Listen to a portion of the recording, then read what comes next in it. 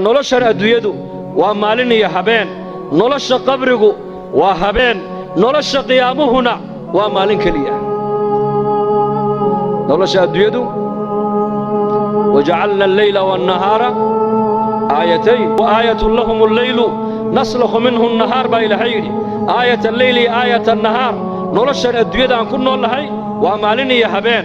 maalintiina waad foofaysaa, habeenkiina waad nasanaysaa, waad seexanaysaa.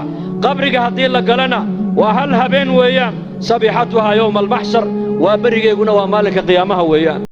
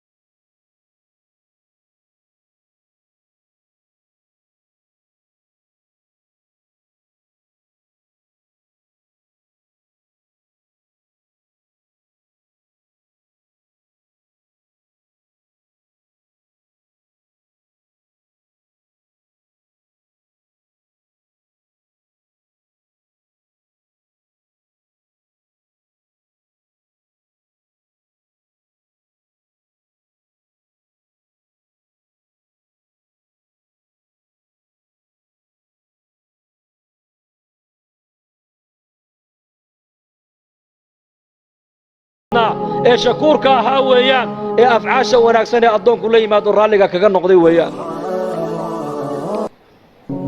dadna way soo baxayaan yowma alqiyaama, maalinta sara joogga waa yoom. qur-aanka yoom buu sheegay, habeen ma sheegin.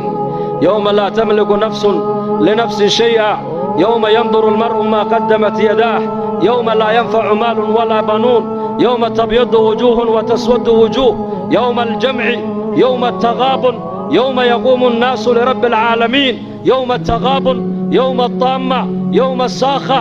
habeen ma maqlaysid, habeen ka doodoon waa kaas. qiyaamaha markuu Ilaahay ka warramayo waa maalin weeyaan, habeen male, waa maalin keliya. wa fii yawmin kaana miqdaaruhu 50,000 sana yawmaidin tucraduun laa takhfaa minkum khaafiyah yawma tabyaddu wujuuhun wa taswaddu wujuuh. yowma Ilaahay yidhi tabaaraka wa tacaala, yowmkaasina qur-aanka Ilaahay noogu sheegay waa 50 kun oo sannadood. ibnu cabbaas radia allaahu canhuma mufasirkii qur-aanka wuxuu ku fasiruu yidhi 40 kun oo sano waa la joogi, 10 kun oo sannona xisaabtaa ku dhammaani doonta buu yidhi. 40 kun oo sano ayaa sidaa loo taagnaan doonaa.